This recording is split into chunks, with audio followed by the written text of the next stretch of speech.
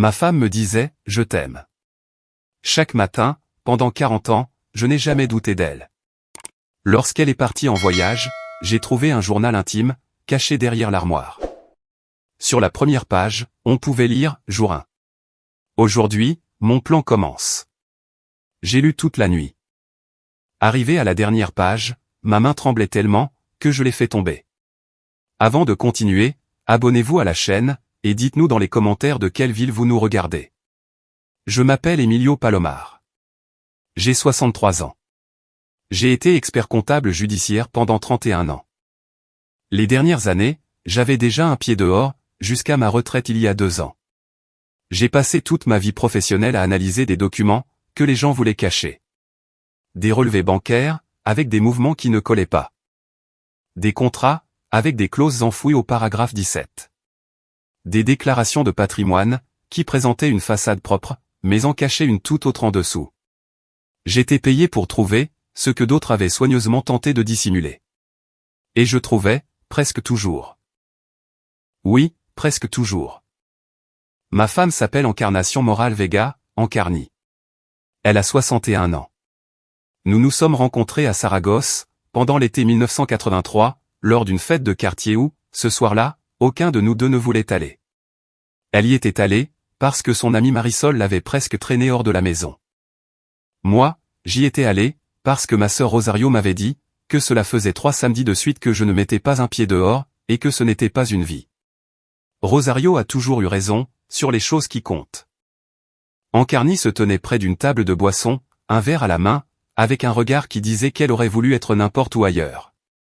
Il y avait quelque chose dans cette expression, ce mélange d'élégance naturelle et de réticence honnête, qui m'a semblé être la chose la plus authentique que j'avais vue depuis longtemps. Je me suis approché d'elle. Je lui ai demandé, si la chaleur était aussi insupportable dans toute la ville, ou seulement dans cette cour en particulier.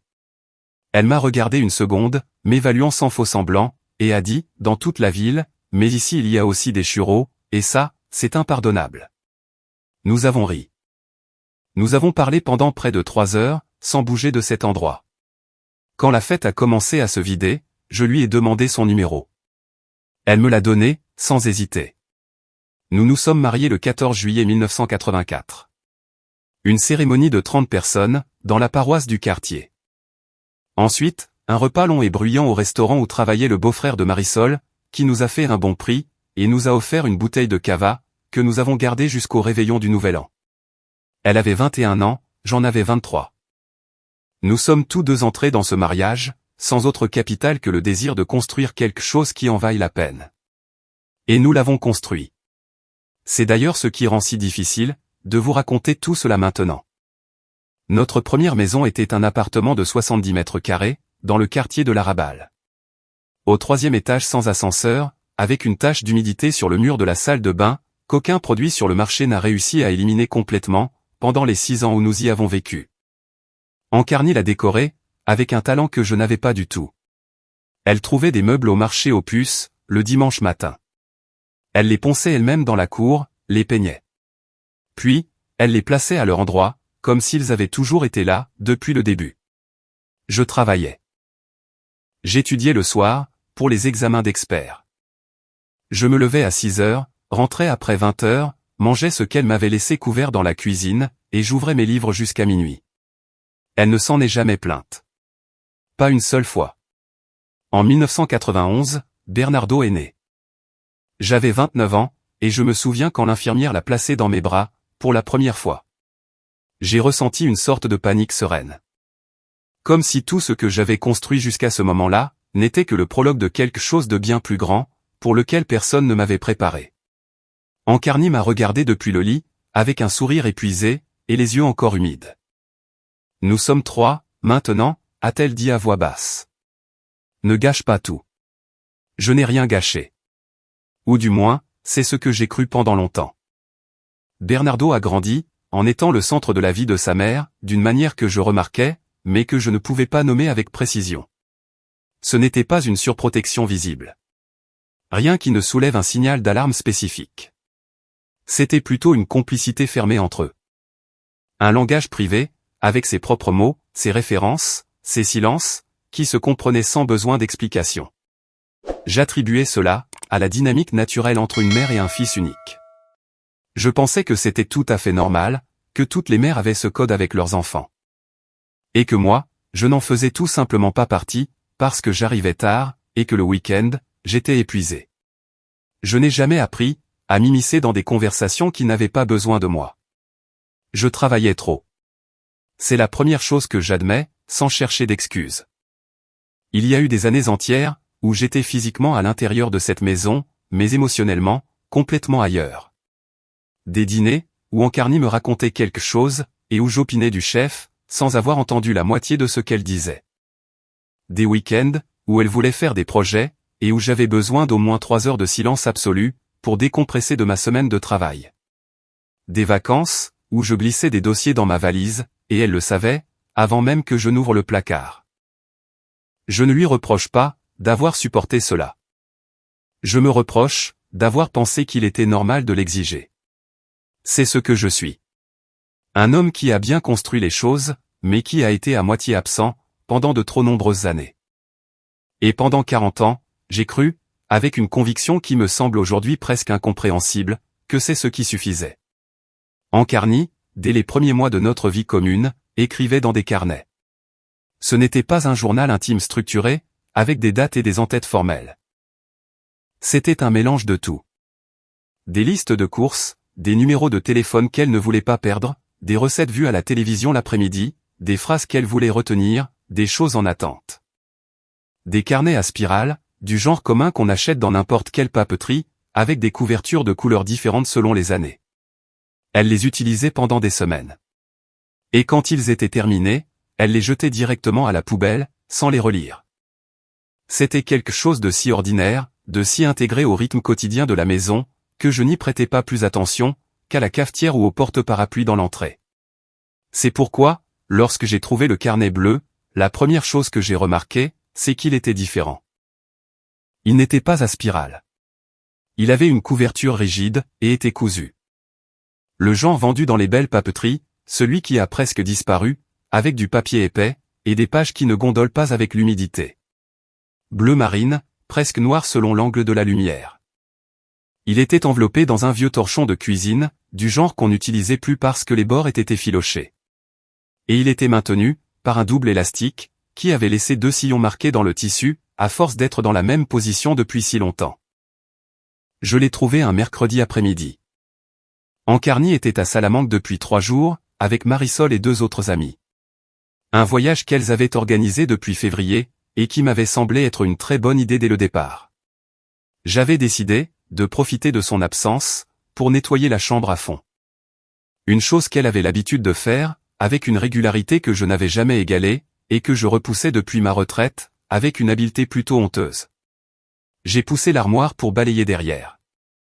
Et il était là, dans le coin, entre le mur et le sol, comme s'il attendait depuis longtemps, que quelqu'un déplace ce meuble.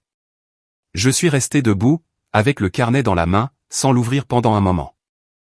Je n'arrivais pas à en évaluer la portée, mais quelque chose dans son poids, et dans le soin évident avec lequel il était emballé et rangé, m'a dit, avec une clarté étrange, que ce n'était ni une liste de courses, ni une recette de cuisine.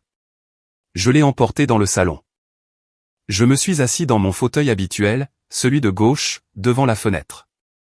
J'ai soigneusement sorti le carnet du tissu, retiré l'élastique, et je l'ai tenu un instant de plus, avant de l'ouvrir. J'ai ouvert la première page. L'écriture était celle d'Ankarni, indubitable, cette façon de former les lettres que j'avais vues des milliers de fois, sur des milliers de papiers différents. La date était dans le coin supérieur droit, notée au stylo noir.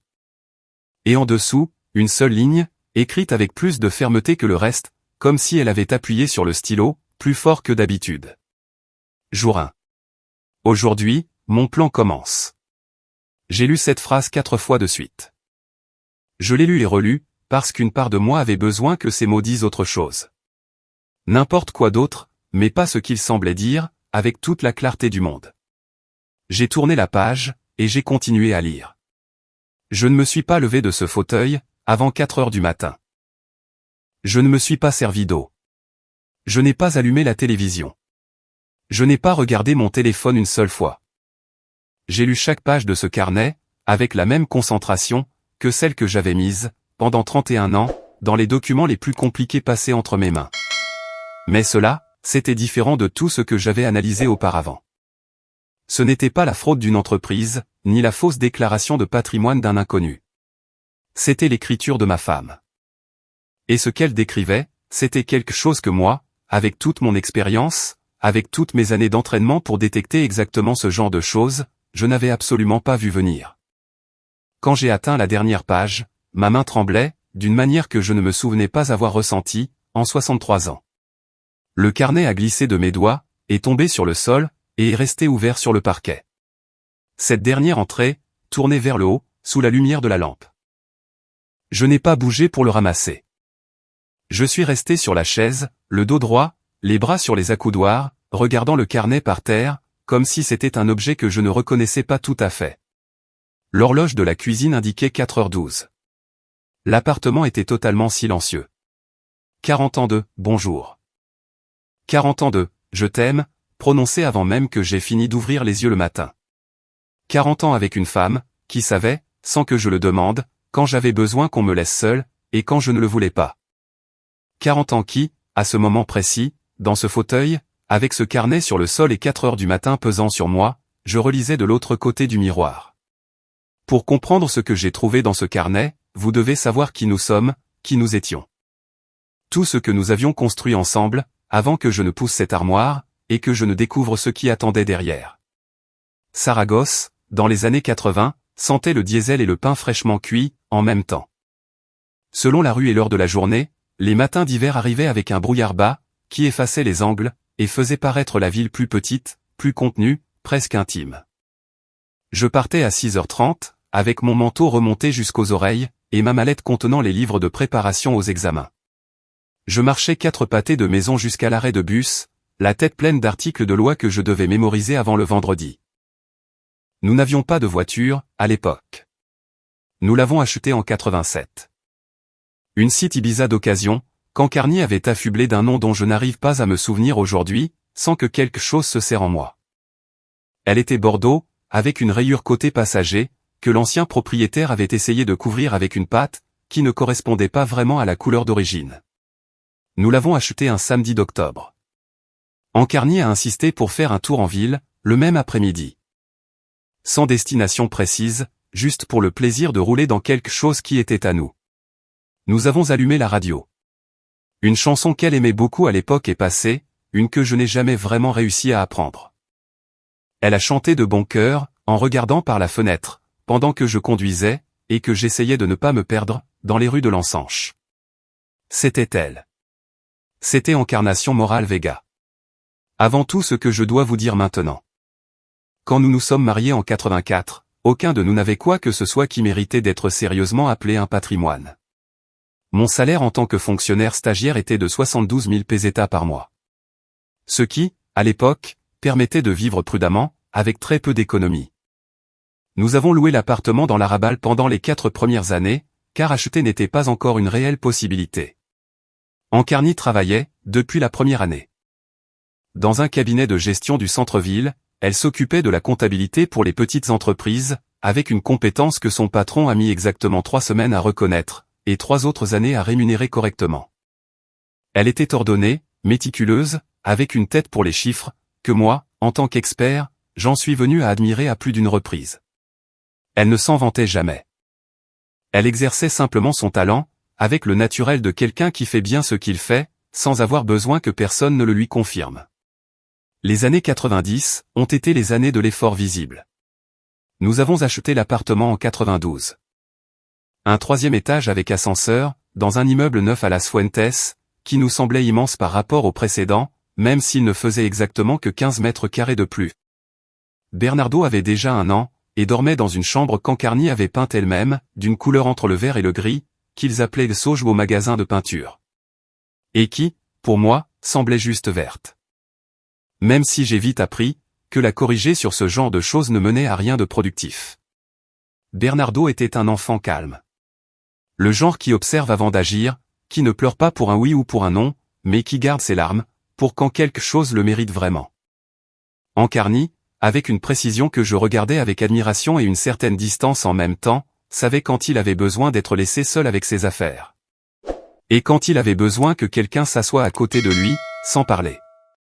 Je rentrais tard le soir, et je le trouvais déjà endormi, la plupart du temps. Et le week-end, j'essayais de compenser cette absence quotidienne, avec des projets qui parfois se passaient bien, et d'autres fois, n'étaient que l'effort maladroit d'un homme, qui ne savait pas trop comment être père, en dehors de l'échafaudage que le travail donnait à tout le reste. Il y a eu de bonnes années. Je veux que ce soit clair. Il y a eu des années, où je rentrais à la maison avec un véritable enthousiasme. Ancarny avait préparé le dîner, et nous nous asseyions, tous les deux, après que Bernardo se soit endormi, pour parler de choses sans importance pendant des heures. Il y a eu des vacances sur la côte, dont je me souviens avec une clarté qui, aujourd'hui, fait un peu mal. Il y a eu une nuit à Peñíscola. Je crois que c'était en 96, quand Bernardo s'est endormi sur la banquette arrière de la voiture, en rentrant à l'appartement. Nous l'avons porté à deux, sans le réveiller. Ensuite, nous sommes restés sur la terrasse, jusqu'après minuit, à écouter la mer en contrebas. Nous ne parlions de rien de spécial. Nous étions juste là. Mais il y a aussi eu des années, où j'ai raté des choses que je n'ai aucun moyen de récupérer. Le spectacle de fin d'année de Bernardo à l'école, l'année de ses 9 ans. Je n'y suis pas arrivé à temps, parce qu'une réunion d'expertise a duré plus longtemps que prévu. Et quand je me suis garé à la porte de l'école, les derniers parents partaient déjà. Ancarny ne m'a rien dit, ce soir-là. Elle a gardé le silence, ce qui était sa façon de tout me dire. Les vacances d'été de 2000, quand j'avais promis de ne pas apporter de travail, mais que je l'ai fait. Elle l'a su avant même que je n'ouvre la valise, parce qu'elle connaissait mes gestes et mes silences, mieux que je ne les connaissais moi-même. C'est la première chose que j'admets, sans chercher d'excuses. Je travaillais trop. Il y a eu des périodes entières, où j'étais physiquement à l'intérieur de cette maison, mais émotionnellement, complètement ailleurs. Des dîners, où Ancarny me racontait quelque chose, et où j'opinais du chef, sans avoir entendu la moitié. Des week-ends, où elle voulait sortir, et où j'avais besoin de 3 heures de silence pour décompresser de la semaine. Je ne lui reproche pas, d'avoir porté cela si longtemps. Je me reproche, d'avoir pensé avec une conviction qui me semble aujourd'hui incompréhensible, que tout cela suffisait. Je connaissais cette habitude des carnets, depuis les premiers mois de notre vie commune. Il y en avait toujours un sur la table de la cuisine, ou dans le tiroir de l'entrée. Avec des listes de choses en attente. Des numéros de téléphone qu'elle ne voulait pas perdre. Des recettes vues à la télévision l'après-midi. Des carnets à spirale, avec des couvertures colorées qui changeaient sans aucun modèle apparent. Elle les utilisait pendant des semaines, parfois moins. Et quand ils étaient finis, elle les jetait directement, sans les relire. C'était quelque chose de si incorporé au rythme de la maison, que je n'y prêtais pas plus attention qu'à la cafetière ou au porte-parapluie de l'entrée. Une routine si banale, qu'elle en devenait invisible. Le carnet bleu, lui, ne se trouvait sur aucune table, n'est apparu dans aucun tiroir. Il n'a jamais fait partie de l'inventaire visible de cet appartement. Maintenant, je sais pourquoi. Il y a aussi eu cette phrase, il y a 2 ans, un soir de novembre après le dîner. Nous nettoyions la cuisine. Ancarny s'est appuyé sur le plan de travail, avec un torchon à la main, et m'a regardé d'une manière que je n'ai pas su déchiffrer à l'époque. Il y avait quelque chose dans ses yeux. Pas exactement de la tristesse. Mais quelque chose qui ressemblait plutôt à l'épuisement, de quelqu'un qui pense à la même chose depuis longtemps, sans pouvoir le dire. Elle m'a dit, Emilio, parfois, je pense que nous avons construit tout cela pour rien. Je l'ai regardée. Je lui ai demandé ce qu'elle voulait dire par là. Elle a secoué légèrement la tête, comme pour rejeter ses propres mots avant qu'ils ne puissent se poser, et a répondu, rien. C'est juste moi. Je suis fatigué. Et j'en suis resté là. J'ai interprété cela comme la fin d'une longue semaine. Comme l'un de ces moments, où la fatigue accumulée sort de la bouche, avec plus de poids qu'elle n'en porte réellement. Je me suis approché, je l'ai embrassé sur le front, et j'ai continué à débarrasser la vaisselle. Je n'ai plus repensé à cette phrase. Jusqu'à ce que je la trouve citée dans le carnet bleu, avec une précision qui m'a fait comprendre que ce n'était pas un commentaire spontané. C'était quelque chose qui prenait forme depuis longtemps, avant même cette nuit-là. Au printemps, il y a 3 ans, j'ai reçu un appel du notaire qui s'occupait des affaires de mon oncle Alfredo. Mon oncle était mort en février, sans testament officiel.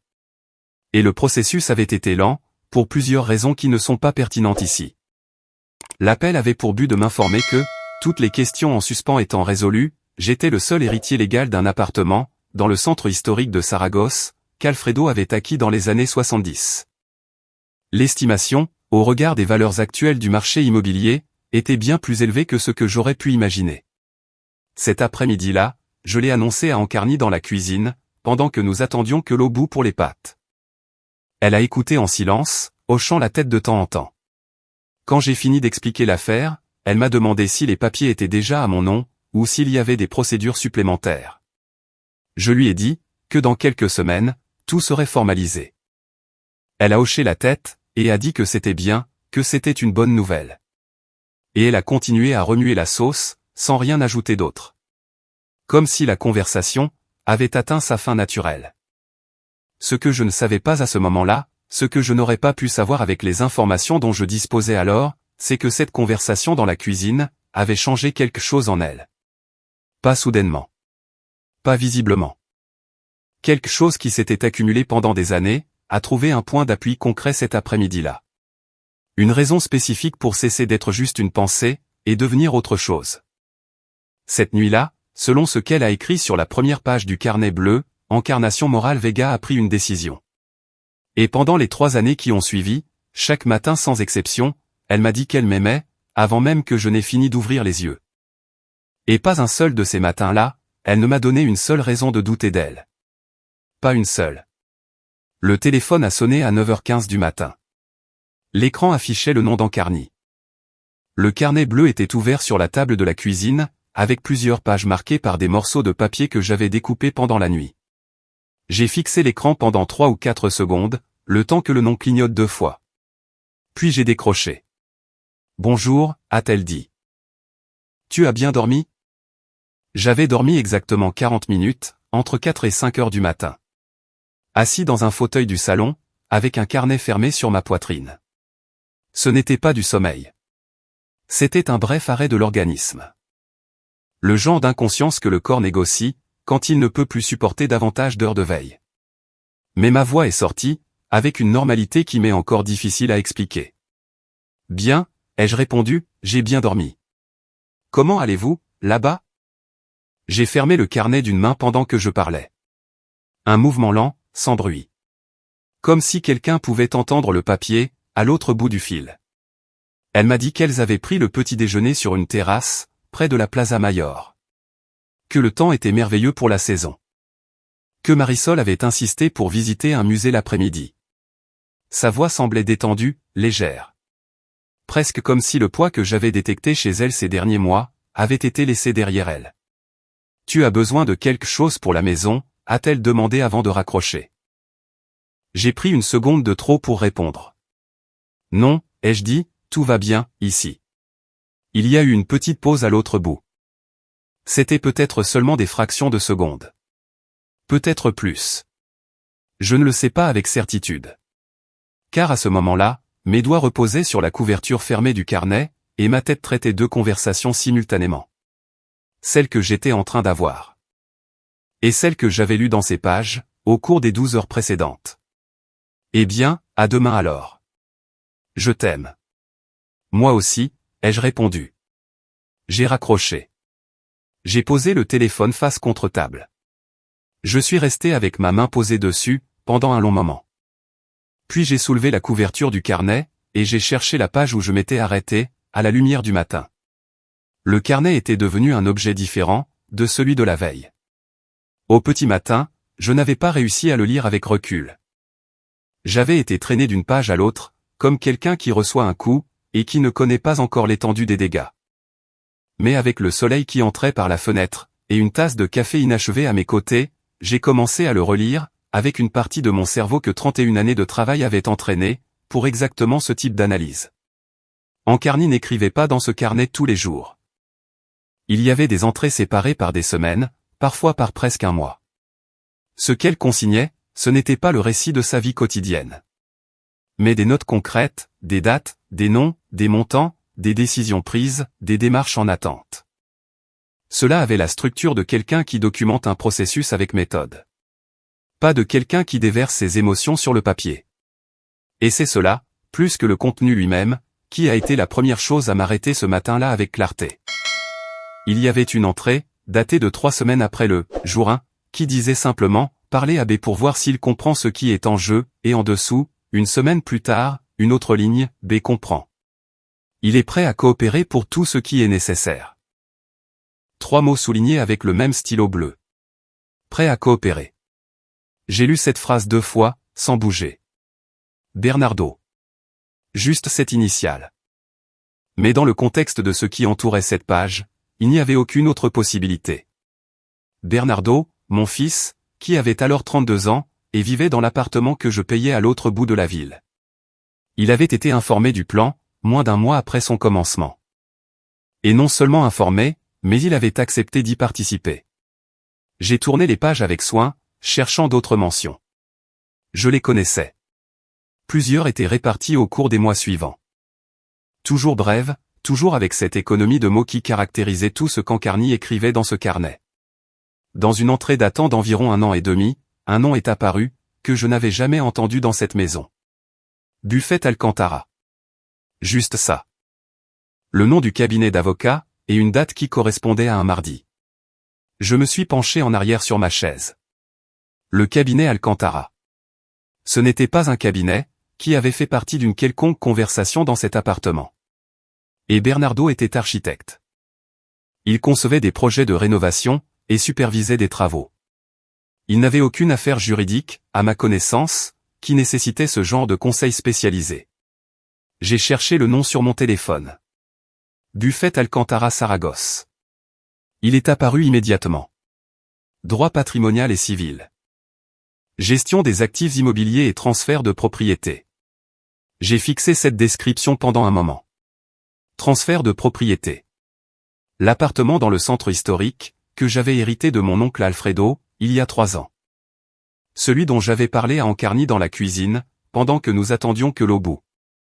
Sans imaginer, que cette conversation serait enregistrée sur la première page d'un carnet, qu'elle cacherait derrière une armoire.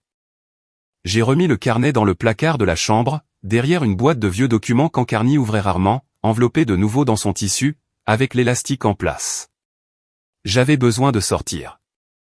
J'avais besoin de la sensation concrète du trottoir sous mes pieds, et du bruit de la rue. Même si ma tête n'allait pas se vider, peu importe combien je marchais. Je suis allé à la supérette du coin, pour acheter 2 ou 3 choses dont je n'avais pas particulièrement besoin.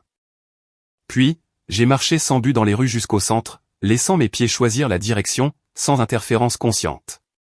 Après 20 minutes, je me suis retrouvé dans une rue, qui ne faisait partie d'aucun de mes itinéraires habituels. Devant une façade en briques, avec une plaque discrète près de l'entrée, Buffet Alcantara. Gestion de patrimoine. Je n'avais pas prévu d'y aller. Ou peut-être que si, sans le reconnaître pleinement. Je me suis arrêté sur le trottoir d'en face, à côté d'un kiosque à journaux. J'ai sorti mon téléphone, avec le geste de quelqu'un qui s'apprête à vérifier quelque chose, mais je n'ai pas regardé l'écran. J'ai regardé la porte du cabinet, l'entrée en bois sombre avec la poignée en laiton. La plaque sur le mur, le store à demi baissé de la fenêtre du premier étage. C'est alors que la porte s'est ouverte de l'intérieur. Bernardo est sorti sur le pas de la porte. Le téléphone collé à l'oreille, et sa veste pliée sur le bras. Comme quelqu'un qui vient de rassembler ses affaires, et qui termine un appel avant de se mettre en route. Il portait la même montre noire à grand cadran, qu'Ancarny et moi lui avions offerte pour son 32e anniversaire. Il a raccroché le téléphone, est descendu de l'entrée, et m'a vu. Il y a eu quelque chose sur son visage, qui a duré moins d'1 seconde, avant de disparaître. Ce n'était pas exactement de la surprise. C'était autre chose. Quelque chose qui ressemblait davantage à un calcul rapide, achevé presque au même instant où il avait commencé. Puis, le franc sourire est apparu, sans effort apparent. « Papa, qu'est-ce que tu fais ici ?» 31 ans d'analyse de déclaration m'avaient appris à faire la distinction entre une véritable surprise, et une surprise construite à la volée. La première vous ouvre le visage de l'intérieur. La seconde l'organise de l'extérieur. Bernardo était intelligent, mais j'avais vu cette mimique chez des personnes bien plus entraînées que lui. Je suis venu faire quelques courses en centre-ville, ai-je répondu avec le même calme. Et toi? Il a fait un geste vague vers le bâtiment derrière lui, sans se tourner pour le regarder directement. Une affaire pour un collègue de travail. Il m'a demandé de récupérer des documents parce qu'il ne pouvait pas venir. Il a mis le téléphone dans la poche de sa veste. Tu sais comment sont ces procédures. Il faut toujours se présenter en personne. J'ai hoché la tête. J'ai regardé le bâtiment pendant un instant, avec l'expression neutre de quelqu'un qui enregistre une information sans lui accorder de poids. Le même geste que j'avais utilisé pendant des décennies, dans les salles d'audience, quand quelqu'un disait quelque chose que je devais vérifier plus tard, sans qu'il ne s'en aperçoive. Allons manger un morceau avant que tu ne rentres, a-t-il proposé. J'ai des choses à faire à la maison, ai-je dit. Ta mère rentre demain, je dois ranger un peu. Il m'a dit au revoir, d'une tape affectueuse sur l'épaule, et a commencé à marcher dans la direction opposée. Je l'ai observé pendant les premiers pas, sans bouger de ma place à côté du kiosque. Il marchait sans se presser, avec l'aisance de quelqu'un qui n'a rien à justifier. Je suis rentré chez moi lentement, en prenant des rues différentes. Ainsi, sur le chemin, j'analysais. Un collègue de travail. Des documents qui devaient être récupérés en personne. Un cabinet d'avocats spécialisé dans les transferts de propriété, où mon fils s'était rendu un matin de semaine, dans une rue qui n'était proche ni de son bureau, ni d'aucun chantier que je lui connaissais dans ce quartier de la ville. Quand je suis arrivé à l'appartement, je me suis assis à la table de la cuisine, sans enlever mon manteau. J'ai ouvert le tiroir où je gardais les reçus et les factures en attente. Et j'ai sorti le carnet de papier quadrillé, que j'utilisais pour noter des choses quand je n'avais rien de mieux sous la main. Il était petit, format de poche, avec une couverture marron un peu usée par l'usage. Je l'avais acheté dans une papeterie il y a des années, sans but précis, et il avait survécu à plusieurs tris de tiroirs, car je pensais toujours qu'il pourrait servir à quelque chose. J'ai écrit la date du jour sur la première page. En dessous, l'heure à laquelle Bernardo était sorti du cabinet. En dessous, l'adresse exacte du cabinet d'avocat. Et à la fin, entre parenthèses, l'explication qu'il m'avait donnée. Mot pour mot, tel que je m'en souvenais. Je ne savais pas encore précisément ce que je construisais. Mais j'avais appris à ne rejeter aucune donnée, avant d'avoir compris à quoi elle servait. Et je n'allais pas laisser échapper ce bloc d'informations. J'ai glissé le carnet dans la poche de mon manteau. Je suis allé dans la chambre, j'ai sorti le carnet bleu de derrière les documents, et je l'ai ouvert à la dernière entrée. Celle qu'Ancarny avait écrite moins de 2 semaines, avant de partir pour Salamanque. Elle était plus courte que les précédentes.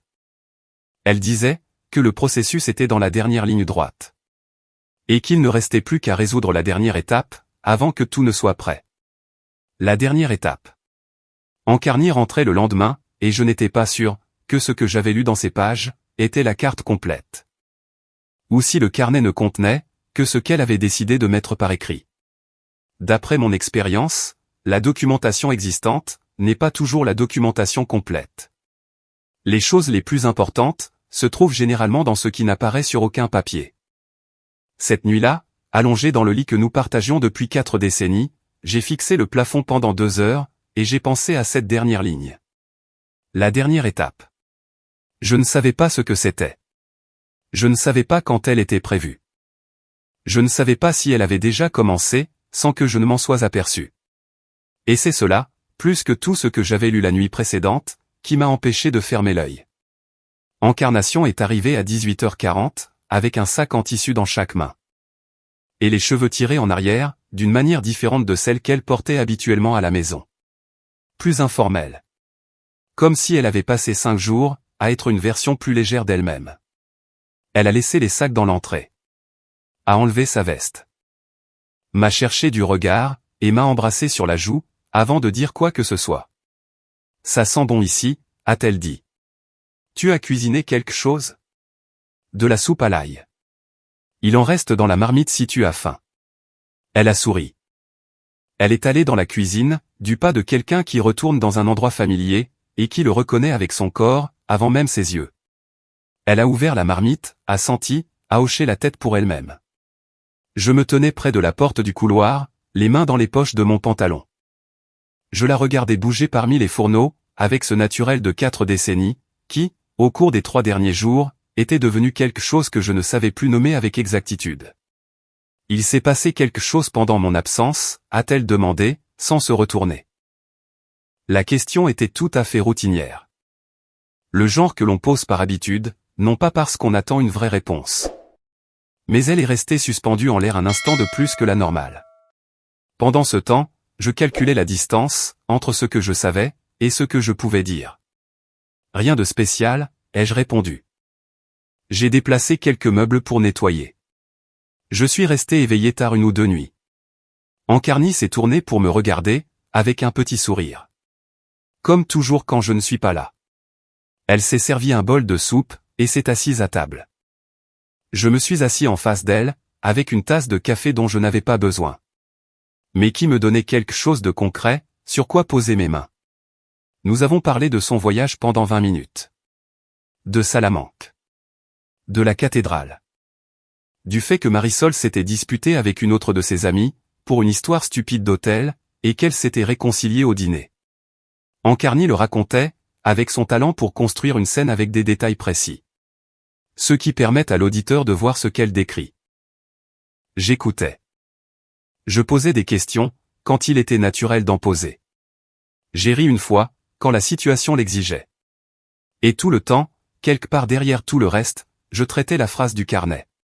Celle que je n'avais pas réussi à sortir de ma tête, depuis la nuit où je l'avais lue. La dernière étape. Le processus dans la dernière ligne droite. J'ai utilisé les 3 jours suivants avec une méthode, que j'avais appris à appliquer avant de faire le moindre mouvement. Documenter, avant d'agir. J'ai commencé par le plus accessible. Notre compte bancaire était joint, depuis l'année de notre mariage. Pendant les 20 premières années, je l'avais géré avec la rigueur de quelqu'un qui travaille tous les jours avec des chiffres. Mais à ma retraite, sans aucune conversation formelle à ce sujet, cette responsabilité était naturellement passée à Ankarni. Elle gérait les paiements domestiques quotidiens, avec la même efficacité avec laquelle elle avait géré la comptabilité de ce cabinet, 30 ans plus tôt. Elle vérifiait les relevés. Payait les factures. Surveillait les soldes. J'avais arrêté de regarder les mouvements en détail, car je n'en avais aucune raison. Ou du moins, c'est ce que je croyais. Un mardi matin, pendant qu'Ankarni était chez le coiffeur, j'ai ouvert le portail de la banque, depuis l'ordinateur du bureau. J'ai entré mes identifiants, qui étaient toujours valides, même si je ne les avais pas utilisés depuis des mois. Le système a mis quelques secondes à se charger. Je suis allé directement à l'historique des transactions. J'ai sélectionné la plage des 36 derniers mois. Ce qui est apparu à l'écran, était parfaitement normal au premier coup d'œil. Les paiements pour l'assurance habitation, les charges de copropriété.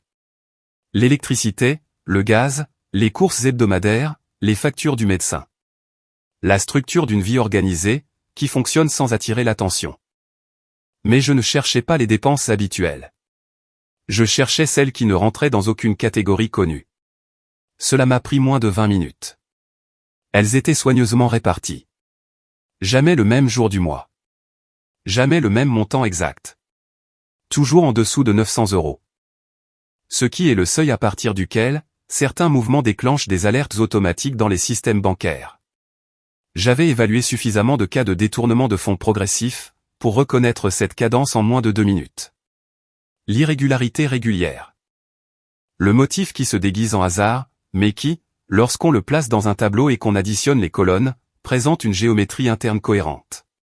Les transferts avaient commencé il y a 34 mois. Le premier, de 840 €, avait eu lieu exactement 6 semaines, après la date qu'Ankarni avait notée comme le « jour 1 » dans le carnet bleu.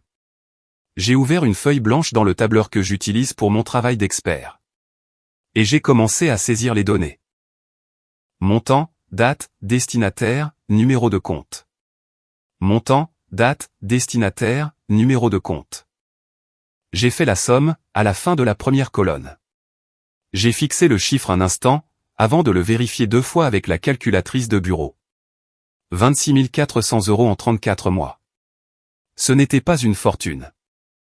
Mais ce n'était pas non plus un montant, qui pouvait être attribué à une quelconque catégorie de dépenses domestiques que je connaissais. Et tous les transferts avaient le même numéro de compte de destination. C'était ce qui importait, à ce moment-là, plus que n'importe quel chiffre. J'ai copié le numéro sur un morceau de papier. Je l'ai regardé. Un numéro de compte n'est qu'une suite de chiffres, jusqu'à ce qu'il devienne un nom. Et le transformer en nom, nécessitait une étape de plus, que je ne pouvais pas franchir depuis le portail de la banque, sans laisser de traces. Mais il y avait un autre moyen, plus lent et moins direct, qui ne générait aucun enregistrement dans le système. Et que je connaissais, pour l'avoir utilisé dans plusieurs enquêtes d'expertise au fil des ans. Ce qui s'est passé ensuite, s'est produit lentement. Beaucoup plus lentement, que le temps qu'il m'a fallu pour lire l'écran. Je me suis adossé à la chaise de bureau. Le chauffage de la pièce était allumé depuis le matin. Et l'atmosphère était chaude, légèrement sèche. Par la fenêtre, on pouvait voir le toit de l'immeuble d'en face, et un bout de ciel, avec des nuages bas, qui n'arrivaient pas à décider s'il allait pleuvoir ou non. L'ordinateur émettait ce son constant et uniforme du ventilateur. Celui que l'on entend quand on a laissé la machine allumée pendant un certain temps. J'ai regardé le numéro de compte, pendant plusieurs secondes d'affilée. J'ai cherché dans l'historique des transferts, le nom du bénéficiaire, qui était enregistré dans les mouvements bancaires eux-mêmes. C'est un champ que beaucoup de gens ne regardent pas. Celui qui apparaît à côté du numéro de compte, lorsque vous saisissez les données pour un virement.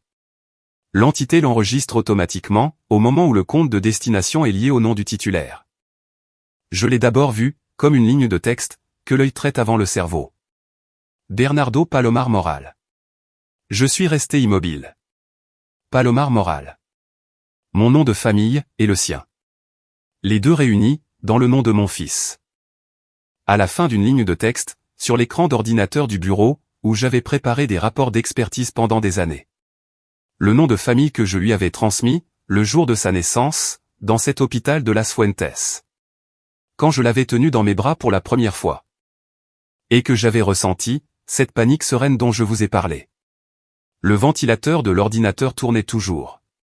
Le toit de l'immeuble d'en face était toujours là. Les nuages étaient toujours indécis. Je ne sais pas combien de temps j'ai passé, à regarder ce nom, sans rien faire d'autre. Ce que je sais, c'est qu'à un moment donné, j'ai tendu le bras et j'ai éteint le moniteur. Même si l'ordinateur était toujours allumé. Comme si j'avais besoin que cette information cesse d'être visible, même si elle était déjà enregistrée quelque part, où aucun bouton ne pouvait l'éteindre. Bernardo. Mon fils de 35 ans. Qui vivait dans un appartement que je payais.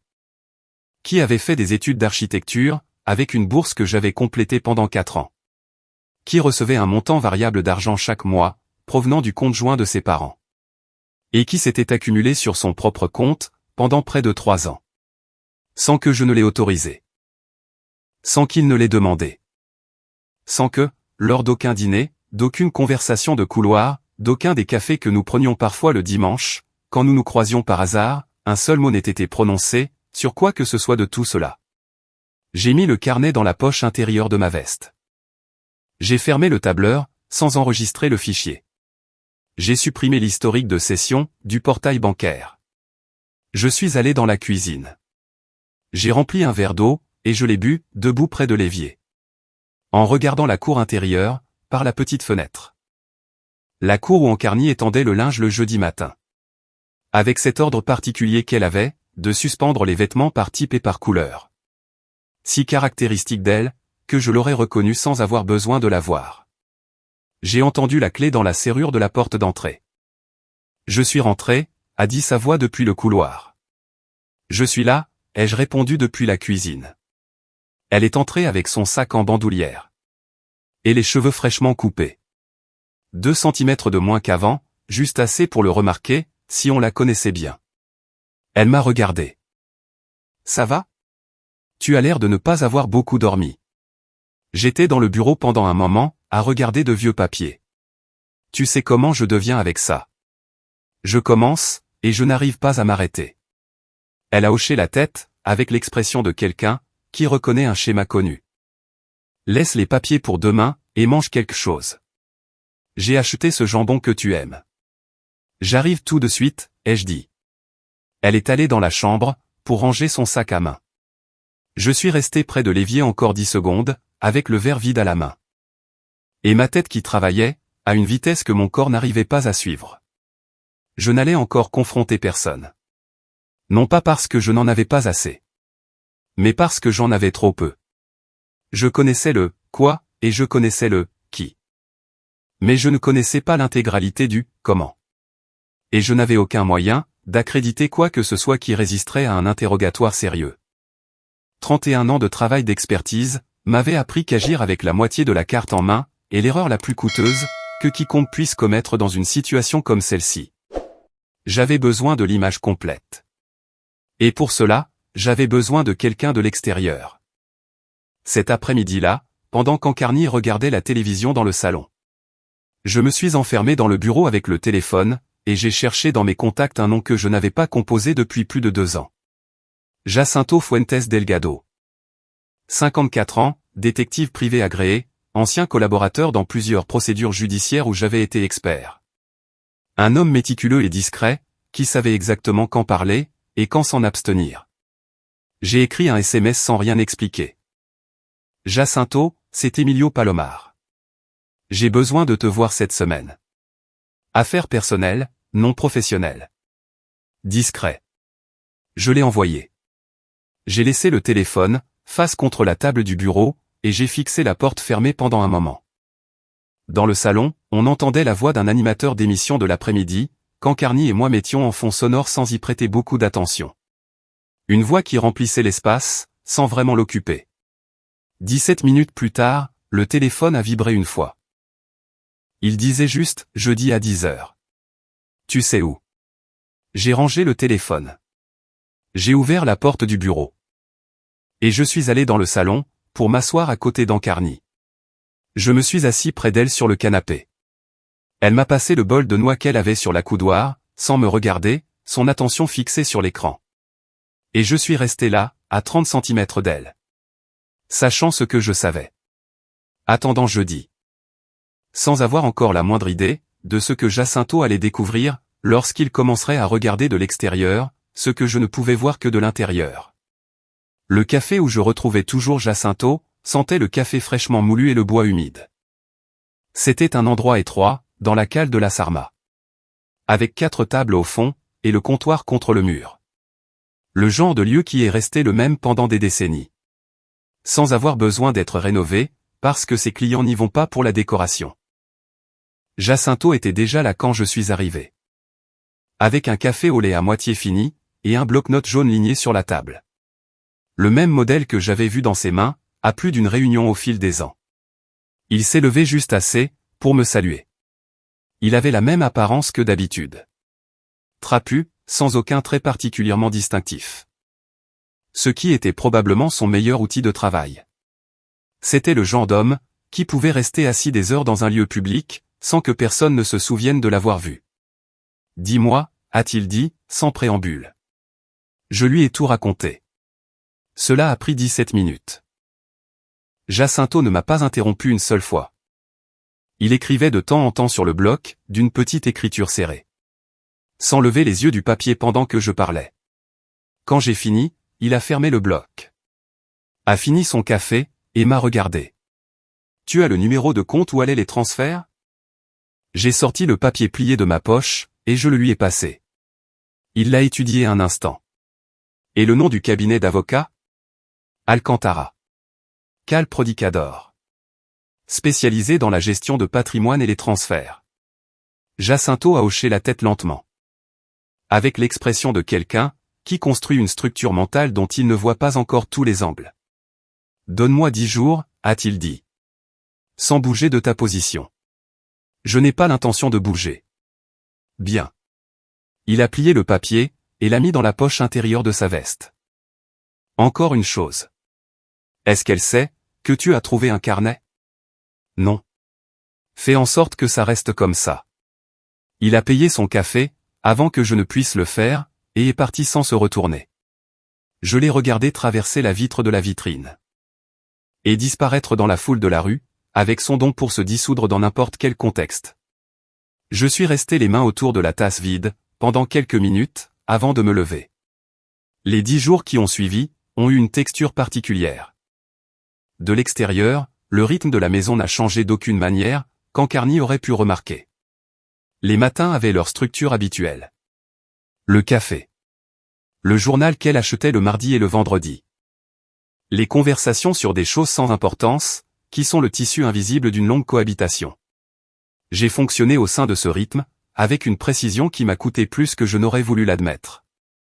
Ce n'était pas exactement de la comédie. C'était plutôt le maintien d'une normalité, qui avait réellement existé pendant 40 ans. Et que je devais maintenant faire tenir debout, par la seule force de ma volonté. Tandis qu'à l'intérieur, tout le reste, se trouvait dans un endroit complètement différent. Le jeudi de la première semaine, Bernardo a appelé pour demander si je voulais prendre un verre le samedi. Je lui ai parlé de mes projets avec Rosario. Mais qu'on pourrait se voir la semaine suivante. Il l'a noté sans insister. Nous avons raccroché avec la même cordialité que d'habitude. Et je suis resté avec le téléphone à la main pendant quelques secondes, après la fin de l'appel. En pensant à la cadence de cette conversation. À quel point elle sonnait complètement ordinaire. Le premier rapport de Jacinto est arrivé le 9e jour. Il me l'a remis dans le même café que d'habitude. Une enveloppe en papier marron, contenant 3 pages dactylographiées. Sans en-tête ni signature, comme nous en avions convenu. Il me l'a donné, avec le même geste que n'importe quelle connaissance pourrait utiliser, pour vous passer un document. Sans que personne de l'extérieur ne lui accorde un poids particulier. J'ai lu les 3 pages, cet après-midi-là, dans le bureau. La porte fermée, et le chauffage allumé. La première chose qu'il a confirmé, c'est ce que je savais déjà, mais que je devais accréditer. Les 26 virements des 34 derniers mois, étaient tous allés sur le même compte courant, enregistré au nom de Bernardo Palomar Moral. Le solde cumulé était de 27 300 €. Légèrement supérieur à ce que j'avais calculé. Car il y avait 2 mouvements que je n'avais pas détectés, lors de mon premier examen. Tous deux pour des montants inférieurs à 400 €. La deuxième chose, était nouvelle.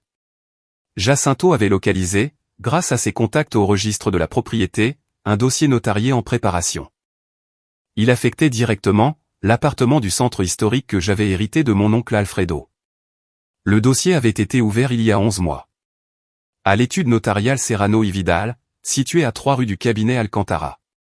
L'objet du dossier était la modification de la propriété du bien. Via un accord entre époux sous le régime de la séparation de biens. Une figure juridique qui, dans certaines circonstances, permet la réaffectation de la gestion d'un bien, acquis avant ou pendant le mariage.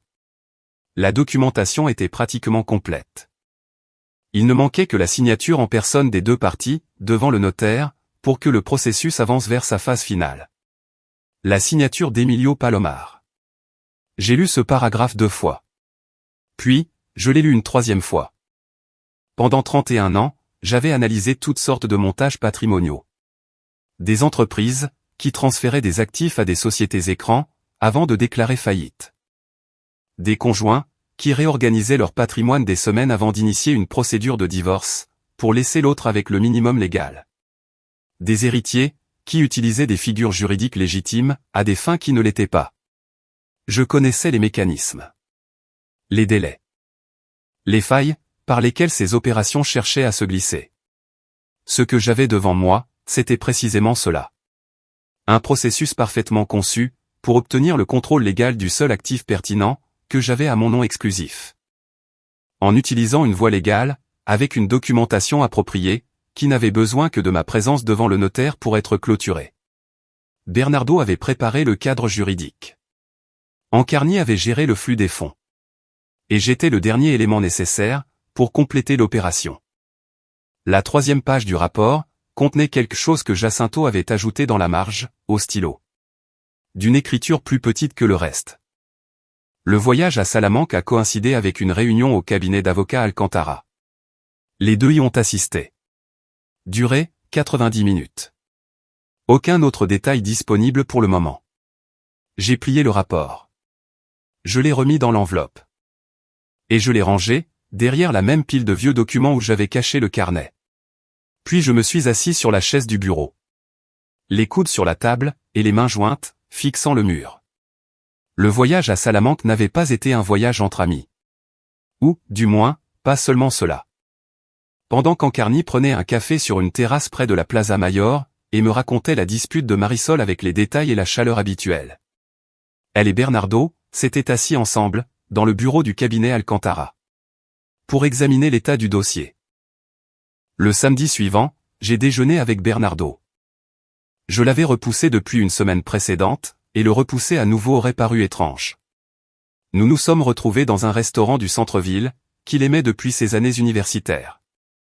Avec des tables en bois sans nappe, et un menu court de plats du jour. Bernardo est arrivé à l'heure, avec cette ponctualité qui était la sienne. Celle que j'avais toujours interprétée comme un trait de caractère. Et que, maintenant, dans le contexte de tout ce que je savais, je lisais d'une manière légèrement différente. Il s'est assis. A commandé de l'eau plate. M'a demandé comment allait sa mère. Nous avons parlé, pendant la première partie du repas, de choses légères. Du travail. D'un projet de rénovation qu'il avait en cours, dans un immeuble du début du siècle dernier, dans le quartier de San Pablo. Du match de dimanche que ni l'un ni l'autre n'avait vu en entier. Je mangeais. Je répondais. Et je posais les questions qui étaient naturelles dans cette conversation. Et tout le temps, il y avait une partie de ma tête, complètement séparée du reste, qui enregistrait chaque nuance de ce que Bernardo disait. Et de comment il le disait. C'est pendant son deuxième plat, qu'il a abordé le sujet. Il l'a fait doucement. Sans brusquerie. Sur le ton de quelqu'un, qui soulève une question en suspens, qu'il veut résoudre depuis un moment. Mais sans urgence particulière. Et, papa. Je voulais te demander quelque chose, à propos de l'appartement de l'oncle Alfredo. J'ai pris ma fourchette. Sans rien de plus, que ce que j'avais déjà en bouche. Je l'ai regardé. Quoi donc? Rien de grave, a-t-il dit. Avec ce sourire rassurant, que j'avais de plus en plus de mal à séparer de ce qu'il y avait en dessous. C'est juste qu'en parlant à un collègue qui a eu un problème similaire avec un héritage, il a mentionné qu'il y a des moyens de simplifier la gestion de ce type de propriété. Pour éviter de la bureaucratie inutile à l'avenir. Que, si les papiers ne sont qu'au nom d'une seule personne. Quand il arrive quelque chose, les procédures peuvent devenir assez compliquées pour celui qui reste. J'ai pris une gorgée d'eau. Et que suggère ton collègue? Rien de précis, a-t-il répondu avec aisance. Juste que, peut-être, ça vaut la peine de régulariser la situation, tant que tout est simple. Qu'il existe des formules, qui rendent les choses plus propres pour tout le monde. Je ne sais pas, c'est peut-être idiot. Mais j'ai pensé que maman et toi, vous pourriez y réfléchir. J'ai hoché la tête lentement. Comme quelqu'un qui entend une suggestion raisonnable, et qui l'évalue sans précipitation. Ce n'est pas une mauvaise idée. En principe. J'y jetterai un œil, calmement. Bernardo a hoché la tête. Il a piqué quelque chose dans son assiette. Le sujet s'est dissous dans la conversation, avec le même naturel qu'il était apparu. Ne laissant aucune trace visible. Mais j'ai noté mentalement chaque mot. L'ordre dans lequel il les avait choisis. Le moment exact du repas, où il avait décidé de soulever la question. C'est à la fin, alors que nous attendions le serveur, que presque tout a mal tourné. Bernardo a tendu la main pour prendre sa serviette, et a accidentellement frôlé la poche de ma veste, qui était accrochée au dossier de ma chaise. Le carnet est tombé par terre. Il s'est penché pour le ramasser, avant que je ne puisse bouger. Il l'a tenu dans sa main, pendant 2 secondes. Assez longtemps pour voir la couverture marron avec le coin corné. Assez longtemps pour voir, s'il regardait de près, qu'il avait des pages écrites. Il me l'a rendu, avec un sourire. Tu as fait tomber ça. Merci, ai-je dit, en le prenant calmement, et en le remettant dans ma poche sans l'ouvrir. Je l'utilise pour ne pas oublier de choses. À notre âge, la mémoire n'est plus ce qu'elle était. Bernardo a ri. Le serveur est arrivé avec l'addition. Nous sommes sortis ensemble dans la rue. Nous nous sommes dit au revoir avec la même étreinte que d'habitude. Et je l'ai regardé s'éloigner sur le trottoir. Tout en appelant quelqu'un sur son téléphone, avant même d'atteindre le coin de la rue. J'ai marché dans la direction opposée. Mes mains tremblaient légèrement. Bien que je ne pense pas, que ce soit visible de l'extérieur. Le carnet, avait été dans sa main pendant 2 secondes. 2 secondes, au cours desquelles tout ce que j'avais noté depuis le début, aurait pu se transformer en une question. Une question, à laquelle je n'aurais pas su répondre, sans perdre le seul véritable avantage que j'avais. Cette nuit-là, j'ai appelé Jacinto depuis le bureau. J'ai besoin de l'image complète, lui ai-je dit. Tout ce qu'il y a dans ce dossier notarié. Et j'ai besoin de savoir, s'il y a autre chose que nous n'avons pas encore vu. Il y a eu une brève pause, à l'autre bout du fil. Il y a quelque chose, a dit Jacinto. J'ai trouvé une troisième signature, sur des documents préalables au dossier. Quelqu'un qui n'est ni ta femme, ni ton fils. Je suis resté silencieux. Qui? C'est ce que je suis en train de vérifier. Donne-moi 48 heures. Il a raccroché. Je suis resté avec le téléphone à la main. Fixant la porte fermée du bureau. Écoutant le son de la télévision dans le salon. Et les pas d'Ancarny. Se déplaçant entre la cuisine et la chambre, avec sa routine habituelle. Une troisième signature. Quelqu'un que je n'avais pas encore envisagé. Quelqu'un qui était à l'intérieur de tout cela depuis le début. Sans que son nom ne soit apparu sur aucune page du carnet bleu. 48 heures. Les 48 heures dont Jacinto avait besoin pour vérifier la troisième signature, se sont transformées en 72. Pendant ces 3 jours, l'appartement a suivi son rythme habituel. Avec une fidélité, que je trouvais de plus en plus étrange.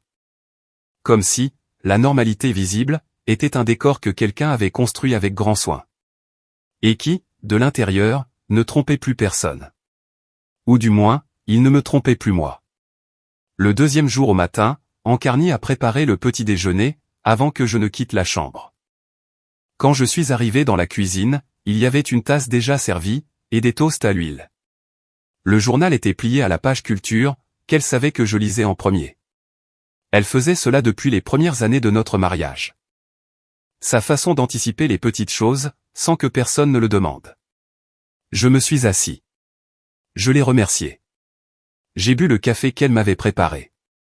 Et je suis resté là, un instant de plus que nécessaire. Avec la tasse entre les mains. Regardant la fenêtre de la cuisine, et la lumière du matin qui entrait obliquement sur le plan de travail. En pensant à la distance, entre ce geste, et ce que j'avais lu dans le carnet bleu. Ce n'était pas une distance facile à mesurer. Je n'avais aucun instrument pour faire ça. L'appel de Jacinto est arrivé, le 3e jour. En milieu d'après-midi. Ancarny était dans le salon en train de lire. Et j'ai profité de la sonnerie du téléphone, pour aller dans la chambre, sous prétexte de ne pas la déranger. J'ai le nom, a dit Jacinto sans préambule. J'ai fermé la porte avec précaution. Et je me suis assis sur le bord du lit. Dis-moi. Il s'appelle Demetrio Alcantara Ruiz. 62 ans. C'est le propriétaire du cabinet d'avocats. Ce que je ne t'ai pas dit la dernière fois, c'est que Alcantara et ta femme se connaissent depuis avant. Bien avant le dossier. Ils ont étudié le droit ensemble à Saragosse. Au début des années 80. Il y a des photos dans l'annuaire de la faculté. Ils étaient dans les mêmes groupes de travaux pratiques, pour 2 cours. Il m'a fallu un moment pour répondre. Depuis combien de temps est-il impliqué dans le dossier? Depuis le début. Il n'est pas seulement l'avocat qui gère la procédure. Il y a des indications, selon lesquelles c'est lui qui a conçu la structure juridique, dès le départ. Le cabinet a facturé 2 honoraires, à un compte qui n'est ni celui de ta femme, ni celui de ton fils. Un compte d'entreprise, que je suis encore en train de tracer. Un compte d'entreprise. Encore une chose que je n'avais pas vue. Continue de tirer sur ce fil, ai-je dit. J'y travaille. Mais Emilio. Ce n'est plus seulement une opération entre ta femme et ton fils. Il y a un tiers avec un intérêt direct. Et cela change le type de documentation. Il faut que nous rendions tout cela solide. Après avoir raccroché, je me suis assis sur le bord du lit, pendant un temps que je n'ai pas mesuré. La chambre avait cette immobilité des espaces domestiques en milieu d'après-midi, sans bruit de fond pour la remplir. L'armoire devant moi. La même que j'avais déplacée pour nettoyer, et qui avait déclenché tout ce qui avait suivi. Le torchon de cuisine. Le double élastique. Et le carnet bleu, qui reposait maintenant derrière les documents, dans le placard du bureau. 3 ans de planification. Un avocat de confiance avec un intérêt financier direct. Un dossier notarié sur le point d'être conclu. Et moi. Assis sur le bord du lit double que je partageais depuis 4 décennies. Tenant tout ce poids en silence, parce qu'il n'y avait personne à qui le raconter entre ces murs. Il n'y avait qu'une seule personne, en dehors de lui, de Jacinto. J'ai appelé Rosario le soir même, quand Ancarny est allé se coucher avant moi, en prétextant un mal de tête. Ma sœur a décroché à la deuxième sonnerie. Ce qui était son habitude, comme si elle attendait toujours que quelqu'un ait besoin d'elle. Emilio, quelle heure est-il? 23h15. Je peux venir chez toi demain. Il y a eu une brève pause. Rosario avait 60 ans. Elle avait été la personne la plus directe de notre famille toute sa vie. Ce qui signifiait que, lorsqu'elle gardait le silence, c'est parce qu'elle réfléchissait. Pas parce qu'elle n'avait rien à dire. Bien sûr. Je serai là à 10h. Le lendemain, je suis arrivé chez Rosario. Avec l'enveloppe de Jacinto sous le bras, et le carnet bleu enveloppé dans un torchon de cuisine, à l'intérieur du sac que j'utilisais pour transporter des documents. Elle a ouvert la porte en pantoufles, avec une tasse de café à la main. Et elle m'a regardé, avec l'expression qu'elle réservait au moment où elle savait que ce qui arrivait était grave, avant même que je n'ai prononcé un seul mot. Nous sommes allés dans la cuisine. Je me suis assis. J'ai posé l'enveloppe et le sac sur la table, sans les ouvrir pour l'instant. Je lui ai tout raconté, du début à la fin. Sans rien omettre, dans l'ordre même où cela s'était passé. Rosario ne m'a pas interrompu. Parfois, elle hochait la tête. Parfois, elle fronçait légèrement les sourcils. Quand je suis arrivé à la partie sur le dossier notarié, je l'ai vu serrer sa tasse un peu plus fort. Quand j'ai mentionné Bernardo et les transferts, elle a fermé les yeux une seconde. Juste une. Avant de me regarder à nouveau. Quand j'ai eu fini de parler, je n'ai rien ajouté. Je me suis tu, et j'ai remarqué, avec une certaine surprise, que ma gorge était serrée, d'une manière que je n'avais pas ressentie depuis que je portais cela tout seul. Il y avait quelque chose, dans le fait de le dire à voix haute pour la première fois.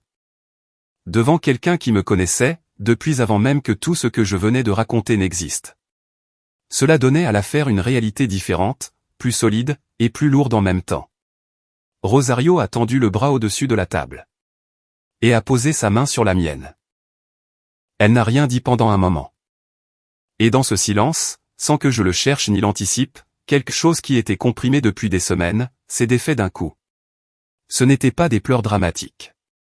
C'était plutôt un relâchement soudain. Le genre qui se produit, quand le corps décide de lâcher quelque chose, qu'il a maintenu sous tension pendant trop longtemps.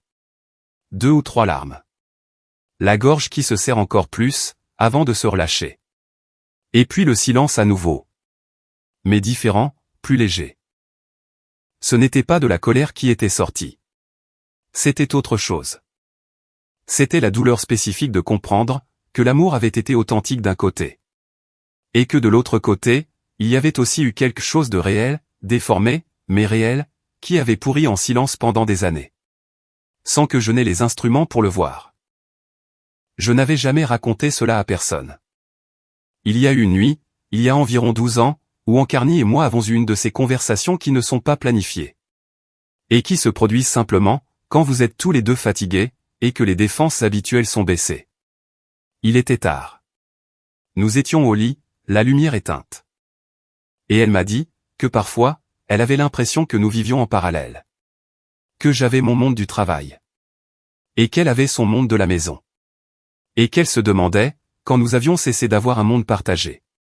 Je lui ai répondu, que le travail, c'était pour nous deux. Que tout ce que nous construisions, c'était pour nous deux. Et elle n'a rien ajouté. Elle s'est retournée. Et bientôt, sa respiration est devenue plus lente et plus régulière. Cette conversation avait pesé sur moi pendant des jours. Puis le travail m'a de nouveau absorbé. Et le souvenir s'est estompé, jusqu'à disparaître pratiquement. Maintenant, 12 ans plus tard, assis dans la cuisine de ma sœur. Les mains humides, et le carnet bleu sur la table. Cette nuit-là est revenue, avec une clarté qui m'a blessé d'une manière différente de tout le reste. Non pas parce qu'elle justifiait quoi que ce soit. Mais parce qu'elle me montrait le moment exact, où j'avais eu l'opportunité de vraiment écouter, et où j'avais choisi, sans le savoir, de ne pas le faire. Depuis combien de temps portes-tu cela tout seul, a demandé Rosario, à voix basse. Depuis que j'ai trouvé le carnet. Elle a hoché la tête. A retiré sa main. S'est levée. Est allée vers la cafetière. Et est revenue avec 2 tasses, sans me demander si j'en voulais une. As-tu tout ce dont tu as besoin, pour agir? Presque. Jacinto est en train de tracer un compte d'entreprise, qui apparaît sur les factures du cabinet d'avocat. Quand j'aurai ça, le tableau sera complet. Encore combien de temps? Quelques jours, une semaine tout au plus. Rosario a pris une gorgée de café. Elle m'a regardé par-dessus le bord de la tasse. Avec cette expression qu'elle avait, depuis que nous étions enfants. Celle de quelqu'un qui a fini de traiter une information, et qui est prêt à passer à l'étape suivante. Emilio, ce que tu ressens maintenant, est réel. Et a parfaitement le droit d'être là. Mais tu as une fenêtre de tir qui est en train de se fermer. Le dossier est dans la dernière ligne droite. Tu l'as dit toi-même.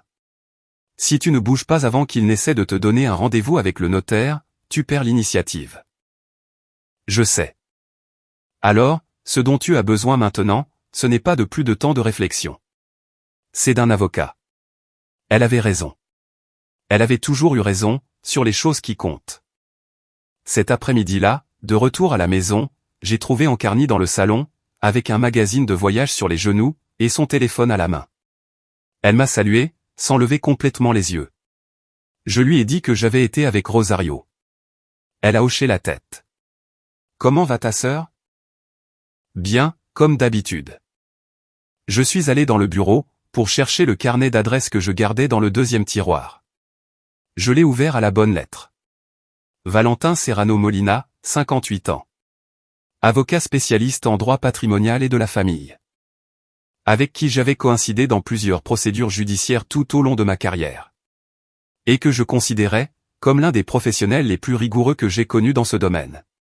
Nous n'étions pas amis, au sens strict. Mais il y avait une sorte de respect entre nous, qui se construit en travaillant dans le même espace pendant des années. J'ai composé son numéro. Il a répondu à la 3e sonnerie. Avec sa voix calme habituelle. Valentin, c'est Emilio Palomar. J'ai besoin d'une consultation urgente et discrète. Affaire personnelle. Il y a eu une pause minime. Quand peux-tu venir? Quand tu me le diras. Demain, à 9 heures. Viens avant l'ouverture du cabinet, pour que nous puissions parler sans interruption. J'ai noté l'heure dans le carnet marron. Et je l'ai mis dans le tiroir à clé, que je n'utilisais jamais pour rien d'important. Jusqu'à présent. Je suis allé dans le salon. Encarni était toujours avec son magazine. Je me suis assis dans le fauteuil de gauche.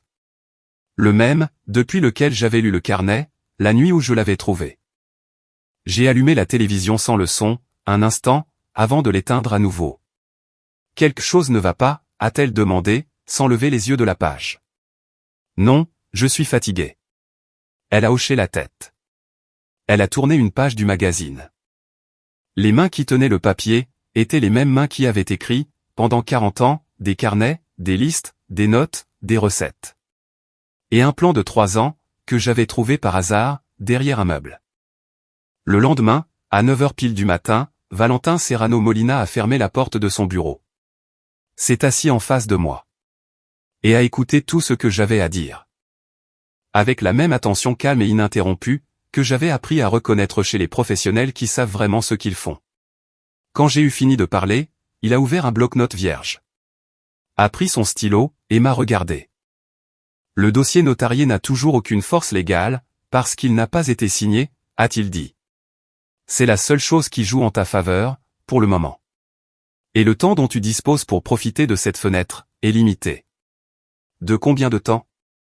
Il a posé le stylo sur la table, avec un geste délibéré. Ça dépend s'ils ont fixé une date, pour te demander de signer. Y a-t-il quoi que ce soit dans le carnet, qui indique une échéance spécifique? J'ai ouvert le sac que j'avais apporté. J'ai sorti le carnet, enveloppé dans son tissu. Et je l'ai posé sur son bureau, sans l'ouvrir. Valentin l'a regardé. Puis, il m'a regardé. Quelqu'un d'autre que toi l'a touché? Personne. Il a hoché la tête. Il l'a pris avec précaution. Et l'a ouvert à la dernière page. Il a lu en silence pendant 1 minute. Puis il a fermé le carnet, l'a posé sur la table, et a écrit quelque chose sur le bloc. Quelque chose que je ne pouvais pas voir de là où j'étais assis. Emilio, a-t-il dit, sans lever les yeux du papier. Il y a une phrase dans cette dernière entrée, dont tu dois savoir qu'elle a des implications. Je me suis penché légèrement en avant. La phrase qui dit que le processus est dans la dernière ligne droite, et qu'il ne reste plus qu'à résoudre la dernière étape. Il a souligné quelque chose sur le bloc. Ce n'est pas seulement une note personnelle. En combinaison avec le dossier notarié que tu décris, et les transferts documentés, cela pourrait être interprété comme la preuve d'une intention préméditée. Et cela, dans une procédure illégale, a un poids considérable. Le bureau était silencieux. De la rue, provenait le bruit étouffé de la circulation matinale. Donc, nous en avons assez pour agir. Valentin a levé les yeux du bloc, et m'a regardé directement. Nous en avons assez pour commencer. Mais avant de faire quoi que ce soit, j'ai besoin de voir ce que Jacinto a sur ce compte d'entreprise. S'il y a une tierce partie, avec un intérêt économique direct dans cette opération, la stratégie change. J'ai appelé Jacinto depuis la voiture, avant de démarrer. Je lui ai expliqué, en 3 phrases, ce dont Valentin avait besoin. Il y a eu un bref silence, à l'autre bout. Je l'ai, a dit Jacinto. Je le gardais pour quand tu me demanderais le rapport final. Le compte d'entreprise est enregistré, au nom d'une société à responsabilité limitée, créée il y a 4 ans. L'administrateur unique est répertorié comme étant Demetrio Alcantara Ruiz. Mais l'associé majoritaire, celui qui a apporté le capital initial lors de la création de l'entreprise, est un nom auquel tu ne t'attendais pas. J'ai posé ma main libre sur le volant. Dehors, la rue de Saragosse continuait sa matinée, sans rien savoir de rien. Dis-moi. Encarnation Morale Vega. Le nom est sorti du téléphone, avec le même calme avec lequel Jacinto disait tout. Mais il m'a fallu plusieurs secondes, pour traiter ce qu'il signifiait. Non pas parce que je ne le comprenais pas, mais parce que le comprendre exigeait une réorganisation soudaine de quelque chose que j'avais construit d'une certaine manière. Et qui, d'un coup, prenait une architecture complètement différente. La société à responsabilité limitée, qui finançait le cabinet des Alcantara depuis sa création il y a 4 ans, avait été fondée avec un capital apporté par ma femme. Un capital qui ne provenait pas de notre compte joint, mais d'un compte personnel, à son nom exclusif, dont j'ignorais l'existence. Ouvert il y a 17 ans, dans une autre agence que celle que nous utilisions d'habitude. 17 ans. Pas 3. Pas depuis l'héritage de mon oncle Alfredo. 17 ans d'un compte parallèle. Alimenté par de petits montants espacés. Invisibles dans le flux normal d'une économie domestique, si on ne les cherchait pas intentionnellement. Il y a 4 ans, ce compte avait financé la création d'une société, dont le seul but opérationnel démontrable, était la gestion du dossier notarié contre mon patrimoine. Et le carnet bleu, avec son « jour 1 », il y a 3 ans, n'était pas le début du plan. C'était le début de la phase d'exécution. Le plan lui-même, respirait en silence depuis bien plus longtemps. J'ai démarré la voiture, sans me souvenir de l'avoir décidé. J'ai roulé pendant 20 minutes sans destination précise, laissant la circulation matinale m'emmener, à travers des rues que je connaissais par cœur. Jusqu'à ce que je me gare devant un parc. Là où j'avais l'habitude de marcher les dimanches d'hiver. Quand Bernardo était petit, et qu'il avait besoin que quelqu'un l'épuise avant le déjeuner. Je suis resté, les mains sur le volant, et le moteur éteint. 17 ans. Bernardo avait 18 ans quand sa mère a ouvert ce compte. Il était encore étudiant. Je travaillais à plein régime, et je rentrais tard. Et le week-end, j'avais du mal à déconnecter complètement. Et elle, à un moment donné de ces années-là, avait pris une décision, qu'elle n'avait partagée avec personne. Et avait commencé à construire, avec la même patience et la même méthode avec lesquelles elle construisait tout ce qu'elle faisait. Une porte de sortie. C'était de la colère, que je ressentais à ce moment-là. J'avais déjà traité la colère, au cours des semaines précédentes. Dans la cuisine, dans le bureau, dans la voiture, dans le lit en fixant le plafond. Ce qu'il y avait maintenant, c'était quelque chose de plus froid. Et de plus tranchant. Une sorte de clarté, qui vient quand il n'y a plus de couches à soulever. Et que le tableau est ce qu'il est. Complet, et immobile. Sans aucune possibilité, qu'une autre donnée apparaisse pour l'adoucir. J'ai appelé Valentin depuis le parc. Je lui ai répété ce que Jacinto venait de me dire. En 3 phrases directes. Il y a eu un bref silence, à l'autre bout. Cela change considérablement le profil juridique de l'affaire, a-t-il dit. Ce n'est plus seulement un dossier notarié, avec des transferts suspects. Il y a une structure d'entreprise préexistante, avec un financement occulte, qui pointe vers une préméditation documentable. Emilio, c'est plus solide que ce que nous pensions la semaine dernière. De combien de temps as-tu besoin pour préparer la documentation, avec tout ce que je t'apporte cet après-midi? Une semaine. Peut-être moins. Une semaine, ai-je répété. Et j'ai besoin que tu ne fasses rien d'inhabituel entre-temps. Rien qui ne modifie le comportement d'aucune des parties impliquées. Compris? Compris. Cet après-midi-là, j'ai tout apporté au bureau de Valentin. Le carnet bleu. Le rapport complet de Jacinto, avec les 3 documents supplémentaires sur le compte personnel et l'entreprise. Les relevés bancaires, avec les transferts marqués. Les notes du carnet marron.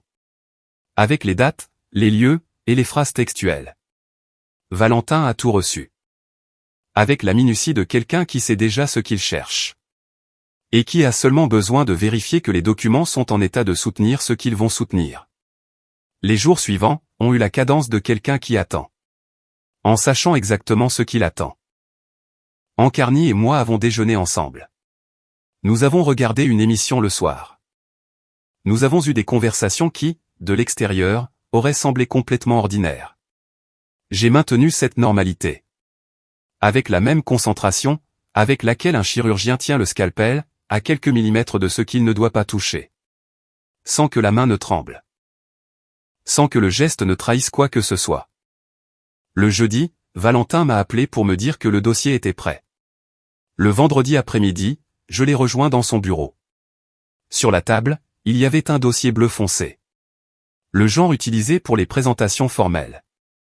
Avec les documents organisés dans l'ordre exact, où ils devraient être présentés, si l'affaire allait au tribunal. Valentin m'a expliqué chaque section avec patience. En soulignant ce qui prouvait quoi, et quelle marge de réponse cela laissait à l'autre partie. Avec ça devant vous, a-t-il dit à la fin. Il y a 2 voies. La voie judiciaire, qui est longue, chère, et publique. Et la voie extrajudiciaire, qui est plus rapide, et plus propre. Si l'autre partie décide de ne pas forcer l'affrontement, quand elle verra ce que vous avez. Laquelle recommandes-tu? Ça dépend de ce que tu veux obtenir. Et de ce que tu es prêt à payer, dans tous les sens du terme. Il m'a regardé. Mais il y a une chose que tu dois décider, avant tout le reste. L'ordre dans lequel tu vas parler à chacun d'eux. Encarnation, en premier. Seul. Valentin a hoché la tête. Samedi matin. Bernardo a un projet de travail à USK. Il est confirmé qu'il sera absent toute la journée. Je le sais déjà. Jacinto l'a vérifié avant-hier. Bien. Alors samedi. Il a fermé le dossier, et me l'a passé de l'autre côté de la table. Prends ça. Étudie-le ce soir. On se parlera au téléphone demain si tu as des questions. J'ai quitté le bureau, avec le dossier sous le bras. Et le poids spécifique de quelqu'un, qui porte quelque chose qui n'a pas de retour en arrière. Les rues de Saragosse avaient cette lumière de fin d'après-midi, qui fait parfois paraître tout plus net que d'habitude. Les contours plus définis. Les couleurs plus saturées. J'ai marché jusqu'à ma voiture, sans me presser. Cette nuit-là, j'ai étudié le dossier pendant 2 heures dans le bureau. Avec la porte entr'ouverte, pour entendre si Ancarny se déplaçait dans la maison. Rien. Rien de ce qu'il contenait ne me surprenait, car je l'avais vécu de l'intérieur. Mais de le voir organisé ainsi. Dans l'ordre froid et précis de la documentation juridique. Cela donnait à l'ensemble, une solidité différente. Ce n'était plus l'histoire de quelque chose qui s'était passé. C'était la preuve de comment ça s'était passé. Le samedi est arrivé, avec une pluie fine dès le petit matin. Bernardo m'a confirmé par message, sans que personne ne le demande, qu'il partait pour USK avant 8 heures. À 8h15, Ancarny était toujours dans la chambre. Je me suis préparé un café. Je l'ai bu debout dans la cuisine. Et quand je l'ai entendu se lever, je suis allé m'asseoir à la table du salon. Le dossier bleu fermé devant moi. Mais avant que ce samedi n'arrive, il y a eu un moment, le vendredi soir, qui a failli tout faire dérailler. J'avais rangé le dossier, dans le tiroir du bureau. avec la clé dans la serrure. Un geste automatique auquel je n'avais pas vraiment réfléchi. Ankarni est passé dans le couloir. Alors que j'étais encore dans le bureau, à réorganiser les papiers que j'avais sortis pour les étudier, et que je n'avais pas encore remis dans le dossier. Elle a passé la tête par la porte. Toujours éveillée. J'ai posé ma main sur les documents. Avec un mouvement, que j'ai essayé de faire ressembler, au geste de quelqu'un qui pose simplement sa main sur la table. Oui, je finis 2 ou 3 petites choses. Elle a regardé le bureau pendant un instant. La distance depuis la porte était d'environ 3 mètres. Assez pour voir qu'il y avait des papiers, mais pas pour lire quoi que ce soit. Pourtant, j'ai senti mon pouce accélérer légèrement. Quels sont ces papiers? De la documentation à consulter. Valentin Serrano m'a posé des questions sur une ancienne affaire, où j'ai été expert. Il veut revoir un point, pour une affaire qu'il gère en ce moment.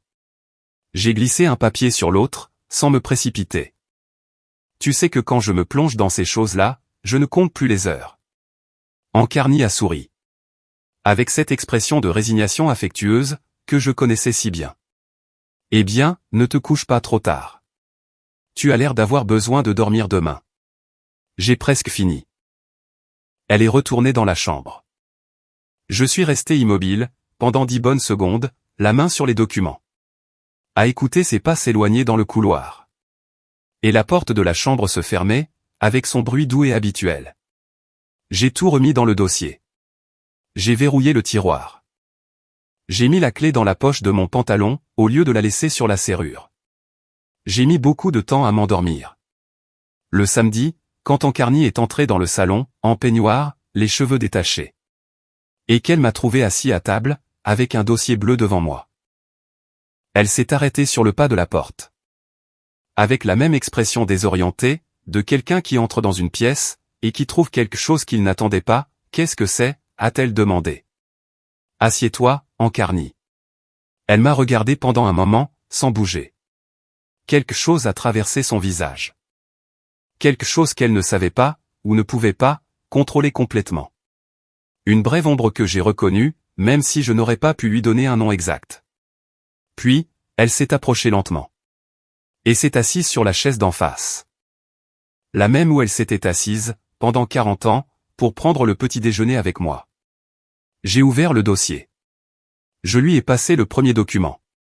C'était le relevé bancaire, avec les transferts marqués. 26 lignes, avec leur date, leur montant, et le numéro de compte de destination visible. Je l'ai laissé devant elle. Sans rien dire pour le moment. Ankarni l'a regardé. Son expression n'a pas changé soudainement. Ce fut un processus graduel, presque imperceptible. Comme lorsque la lumière du jour change de ton. Sans qu'on puisse déterminer le moment exact, où elle cesse d'être une chose, pour en devenir une autre. Emilio, a-t-elle dit, d'une voix basse. Y a-t-il autre chose? Oui, ai-je répondu, et je lui ai passé le suivant. Ce qui s'est passé dans les minutes qui ont suivi. Pendant qu'elle lisait, ce qu'elle a dit et ce qu'elle n'a pas dit, et dans quel ordre chaque chose est arrivée. C'est la partie qu'il m'a été le plus difficile d'ordonner dans ma tête, depuis lors. Non pas parce que je ne m'en souviens pas. Mais parce que se souvenir avec précision, exige de tenir en même temps 2 versions de la même personne. Celle qui était assise en face de moi en train de lire ses papiers. Et celle qui avait dit bonjour ce matin-là, avant de sortir du lit. Je suis arrivé au dernier document du dossier. Je l'ai laissé sur la table. Ankarni avait toujours ses mains, de chaque côté des papiers. Elle ne pleurait pas. Elle n'avait pas élevé la voix. Elle me regardait avec une expression que je n'avais jamais vue, en 40 ans, sur un visage pourtant si familier. Quelque chose comme de la reddition. Mais avec un fond qui n'avait pas encore complètement cédé. Et puis elle a dit quelque chose, qui n'était dans aucun de mes calculs. Elle a dit, j'ai besoin que tu saches, que ça n'a pas commencé pour l'argent. Ça n'a pas commencé pour l'argent. Les mots sont restés suspendus au-dessus de la table. Entre les documents, et le café auquel aucun de nous n'avait touché, depuis qu'elle s'était assise. La pluie frappait toujours la vitre. Avec cette insistance douce et continue, des samedis d'automne à Saragosse. Je l'ai regardée, sans répondre pendant un moment. Non pas parce que je n'avais rien à dire. Mais parce que je comprenais, que ce qui allait suivre, ne pouvait être interrompu, avant d'être terminé. J'avais attendu trop longtemps avant d'agir, pour ne pas l'écouter. Alors dis-moi pourquoi ça a commencé, ai-je dit. Encarnation a gardé les mains immobiles sur la table, de chaque côté des papiers. Elle n'a pas détourné le regard. Il y avait quelque chose dans sa posture, qui était différent de tout ce que j'avais vu chez elle en 40 ans. Une sorte de fatigue, qui n'était pas nouvelle, mais ancienne. Comme si elle la portait depuis longtemps. Et qu'enfin, le moment était venu, où ça n'avait plus de sens de continuer à le faire. Ça a commencé, parce que pendant longtemps, je disparaissais à l'intérieur de cette maison. Et tu ne le voyais pas. Non pas parce que tu ne voulais pas le voir. Mais parce que tu étais ailleurs. Toujours ailleurs. Elle a fait une courte pause. Et un jour, j'ai réalisé que j'avais cessé d'attendre que ça change. Je n'ai pas répondu immédiatement. J'ai laissé ces mots occuper l'espace dont ils avaient besoin. Ça explique pourquoi tu voulais partir, ai-je dit après un moment. Ça n'explique pas, pourquoi tu as construit tout ça. Elle a baissé les yeux vers les documents une seconde. Et elle m'a regardé à nouveau. J'avais peur, a-t-elle dit. Et c'était la première fois, de toute la matinée, que sa voix perdait un peu de cette fermeté contenue, qu'elle avait maintenue depuis qu'elle s'était assise. J'avais peur d'avoir 60 ans sans rien à mon nom. Sans rien qui soit juste à moi. 40 ans à être la moitié de quelque chose qui, en réalité, était à toi, Emilio. Le travail, c'était le tien. Le patrimoine était à ton nom. Même la maison, c'est toi qui l'as décidé. Nous l'avons décidé ensemble. Tu as décidé du quartier, de l'appartement, du prêt immobilier. Moi, j'ai organisé les cartons quand nous avons déménagé. Elle l'a dit sans colère. Avec la précision de quelqu'un, qui a passé des années à peser les mots exacts, qu'il voudrait dire, et qui les a enfin devant lui. Et il n'est plus nécessaire d'élever la voix, parce que le ton n'ajoute rien. Je me suis tu. Il y avait quelque chose, dans ce qu'elle disait, que je ne pouvais pas facilement écarter. Car cela contenait une vérité que je reconnaissais. Même si je n'aimais pas la reconnaître. Cela ne le justifiait pas. Cela ne rendait pas acceptable, ce qu'elle avait construit pendant 3 ans, avec méthode et froideur. Mais c'était là. Et prétendre que ce n'était pas le cas, aurait été le même genre d'aveuglement, que celui qu'elle était en train de me décrire. La peur, ça ne construit pas des sociétés à responsabilité limitée, ai-je finalement dit. La peur, n'ouvre pas des comptes parallèles pendant 17 ans. Ça ce n'est pas de la peur, Encarni. C'est autre chose. Elle a hoché la tête, très lentement. Et dans ce hochement, il y a eu quelque chose que j'ai reconnu, comme la première vraie fissure, dans ce qu'elle avait maintenu jusqu'à ce moment-là. Oui, a-t-elle dit. Sur ce point, tu as raison. Ce qui a suivi a été plus long, et plus difficile à résumer, que n'importe quelle autre conversation, que j'avais jamais eue de ma vie. Encarni est passé par plusieurs registres différents, au cours des 2 heures suivantes. Pas de manière dramatique, mais avec cette retenue de quelqu'un, qui a appris à ne pas montrer ce qu'il ressent, parce que le montrer coûte toujours plus que ça ne vaut. Il y a eu un moment, où elle a essayé de faire valoir, que les transferts sur le compte de Bernardo, étaient un accord entre mère et fils, pour gérer ses économies personnelles. Un argument qui s'est effondré, en moins de 2 minutes. Quand je lui ai fait remarquer, les montants accumulés, et la cadence systématique des mouvements. Il y en a eu un autre, où elle m'a demandé, si nous pouvions régler l'affaire sans avocat. Sans document. Juste nous deux. Comme nous avions tout résolu pendant 40 ans. Je lui ai répondu, que ce n'était plus possible.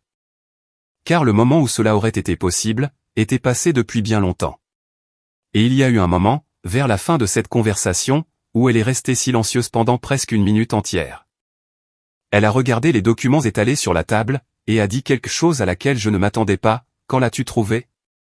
La semaine où tu es allé à Salamanque. Elle a fermé les yeux brièvement. Quand elle les a rouverts, il y avait quelque chose de différent, dans son expression.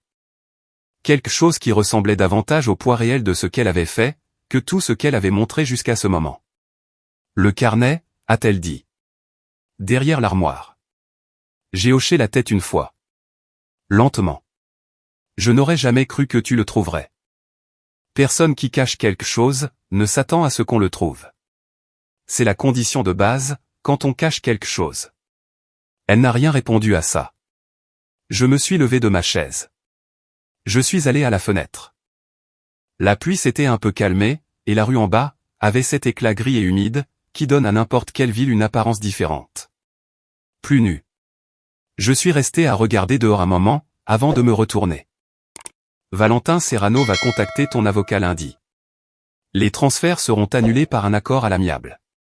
Ou par les tribunaux si nécessaire. Le dossier notarié est bloqué, et sera annulé. L'entreprise que tu as financée sera liquidée. Avec toutes les conséquences que cela implique pour Alcantara. Je me suis appuyé contre le cadre de la fenêtre. Tu as jusqu'à lundi, pour décider si cela se résout de manière ordonnée. Ou de l'autre manière. Valentin t'expliquera les détails. Elle n'a pas répondu. Ses mains étaient sur la table. Et elle regardait un point, entre les documents, et le bord du bois. Ce point sans objet précis, où les yeux se perdent, quand la tête est ailleurs.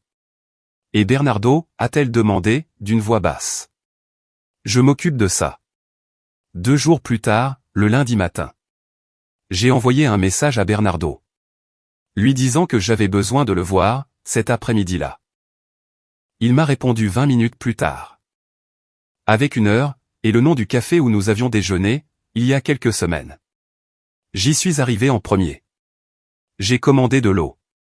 Je l'ai vu passer la porte, avec cette assurance qu'il avait toujours eue, et qui, à ce moment-là, me paraissait plus visible que jamais. La confiance de celui, qui ne sait pas encore exactement ce qu'il attend. Bien qu'il pressente que quelque chose a changé. Il s'est assis. Il m'a regardé. Il a cherché sur mon visage, un signe qui lui indiquerait, sur quel territoire il marchait.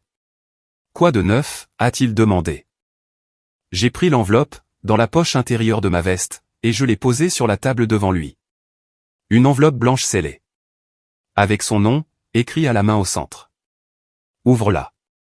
Il l'a prise lentement. Il l'a ouverte avec soin. Avec les gestes de quelqu'un, qui ne veut pas avoir l'air d'être pressé, même s'il l'est. Il en a sorti les 2 pages, et a commencé à lire. Ce que contenait l'enveloppe, c'était la lettre que Valentin avait rédigée en détail, suivant mes instructions. 2 pages, dans un langage clair et sans fioritures. Sur la première, un résumé de ce que j'avais documenté. Les transferts, le compte de destination, son rôle dans le dossier notarié, les réunions au cabinet Alcantara. Sur la seconde, les conséquences concrètes, avec des délais spécifiques. Le contrat de jouissance de l'appartement où il vivait, et qui était à mon nom, était résilié sous 30 jours. L'accès au compte familial, était annulé à la fin de cette même semaine. L'assurance santé, que je payais depuis qu'il était étudiant, était résiliée dans le délai réglementaire. Bernardo a lu les 2 pages jusqu'à la fin. Puis, il les a posées sur la table, sans les plier. Et m'a regardé. Pendant presque 1 minute, aucun de nous n'a parlé. Le café avait son bruit de fond habituel d'un lundi après-midi. Des voix aux autres tables. Le bruit des tasses. La radio a un volume qui ne dérangeait pas. À l'intérieur de ce bruit, entre Bernardo et moi. Il y avait un silence, du genre qu'on ne peut pas remplir avec des mots. Parce qu'il n'y a pas de mots, qui correspondent à ce que nous savions tous les deux à ce moment-là. J'ai vu quelque chose traverser son visage. Ce n'était pas exactement de la culpabilité. Ce n'était pas non plus l'attitude défensive, que je m'étais préparé à trouver. C'était plutôt quelque chose comme de la reconnaissance. Très brève. Comme une fissure qui s'ouvre, et se referme, avant que la lumière n'y entre complètement. Et puis l'expression s'est refermée. Et ce qu'il en est resté, c'était quelque chose de plus neutre, de plus difficile à lire. Il a plié les 2 pages. Les a remises dans l'enveloppe. S'est levé, avant de faire demi-tour. Il m'a regardé une fois de plus. A légèrement ouvert la bouche. Comme s'il y avait quelque chose qu'il voulait dire, et qu'il jaugeait, si ça avait du sens de le dire. Il n'a finalement rien dit. Il a fermé la bouche. A hoché la tête une fois, de manière à peine perceptible. Le geste minimal de quelqu'un, qui accuse réception de quelque chose, sans être disposé à en payer le prix en l'admettant à voix haute. Il est allé vers la porte. Je l'ai vu traverser la vitre, et disparaître dans la rue. Il ne s'est pas retourné. Je suis resté assis dans le café. avec le verre d'eau inachevé devant moi. A regardé la porte pendant un moment, après sa disparition. Le serveur est passé près de la table, et m'a demandé si je voulais autre chose. Je lui ai répondu que non, merci. Que je partais d'ici peu. Au cours des semaines suivantes, le processus s'est déroulé exactement comme Valentin l'avait prévu. Encarnation a choisi la voie extrajudiciaire. Ce qui était le plus sensé, compte tenu du poids de la documentation que j'avais. Son avocat et Valentin sont parvenus à un accord en 3 réunions. Les transferts ont été intégralement remboursés sur le compte joint, qui est resté gelé jusqu'à la résolution complète de la procédure de séparation de biens. Le dossier notarié a été retiré par la partie demanderesse elle-même, avant que Valentin n'ait à forcer son annulation par les tribunaux. La société à responsabilité limitée des Alcantara, privée du soutien du compte qui la finançait. Et avec les documents compilés par Jacinto qui pointaient directement sur lui. A entamé sa procédure de dissolution volontaire, en moins d'1 mois. Bernardo a rendu les clés de l'appartement, le dernier jour du délai imparti, sans appeler au préalable. En les laissant dans la boîte aux lettres, à l'intérieur d'une enveloppe sans mots. Il n'y a eu aucune autre communication entre nous, depuis le café. Je ne sais pas si cela changera avec le temps. J'ignore beaucoup de choses sur ce qui est à venir. Et j'ai appris à être honnête avec cette ignorance, au lieu de la remplir de suppositions. Le carnet bleu se trouve maintenant dans un tiroir de bureau fermé à clé. Valentin m'a recommandé de le conserver, en tant que pièce justificative, tant que durera la procédure légale. Quand ce sera fini, je ne sais toujours pas ce que j'en ferai. Il y a des nuits où je pense le jeter, sans l'ouvrir une dernière fois. Et il y en a d'autres, où je pense que le garder, est la seule façon honnête de ne pas faire semblant, que tout cela n'est pas arrivé. Il y a 3 choses que je retiens de tout cela, et qui ne peuvent être rangées dans aucun dossier. La première, c'est la phrase d'Ancarny dans la cuisine, il y a 2 ans. Avec le torchon à la main, et cette expression que j'avais interprétée, comme de la fatigue passagère. Emilio, parfois je pense que nous avons construit tout cela pour rien. Ce n'était pas un carnet qui parlait à voix haute, comme je l'avais pensé en la lisant. C'était quelque chose, qui précédait le carnet. C'étaient les sédiments de nombreuses années de silence accumulés. Qui, pendant un instant, ont trouvé une fissure suffisante pour s'échapper. Et j'ai refermé cette fissure sans le savoir, et j'ai continué à débarrasser la vaisselle. La deuxième, c'est le carnet lui-même. Pas le contenu. Mais le fait que ce carnet ait existé, et pas les autres. Ancarny écrivait dans des carnets depuis des décennies, pour ensuite les jeter sans un regard en arrière. Ce carnet bleu, elle l'a gardé, elle l'a caché, elle l'a protégé pendant 3 ans. Il y a quelque chose là-dedans, qui me dit qu'une part d'elle, avait besoin qu'une trace existe. Qu'il y ait un témoin, même si ce n'était que du papier, de ce qu'elle faisait et pourquoi. Je ne l'ai pas complètement résolu. Je ne pense pas que je le résoudrai. La troisième, c'est la complicité fermée entre elle et Bernardo. Celle que j'avais vue pendant des décennies, et que j'attribuais à la dynamique naturelle d'une mère et d'un fils unique. Maintenant je sais, que cela cachait une autre couche en dessous. Mais je sais aussi, que toute la complicité qui existait entre eux, ne s'est pas bâtie, sur ce que j'ai trouvé dans ces documents. Il y a eu 35 années d'autres choses, avant ça. C'est vrai aussi. Même s'il m'est difficile de tenir les 2 choses en même temps. Rosario m'a appelé le samedi, après que tout a été réglé. Elle m'a demandé comment j'allais. Je lui ai dit que j'allais bien. Que c'était la réponse la plus honnête, que j'avais à ma disposition à ce moment-là. Elle a ri un peu. Avec ce rire bien à elle. Qui signifie qu'elle sait exactement, ce qui se cache derrière ce que je viens de dire. Et qu'elle ne va pas insister pour que je le dise autrement. Appelle, quand tu veux parler, a-t-elle dit. Même s'il est tard. Je sais. Merci. Nous sommes là pour ça. Ce matin, je me suis réveillé dans le même appartement que d'habitude. Dans la même chambre, avec la fenêtre donnant sur la cour intérieure.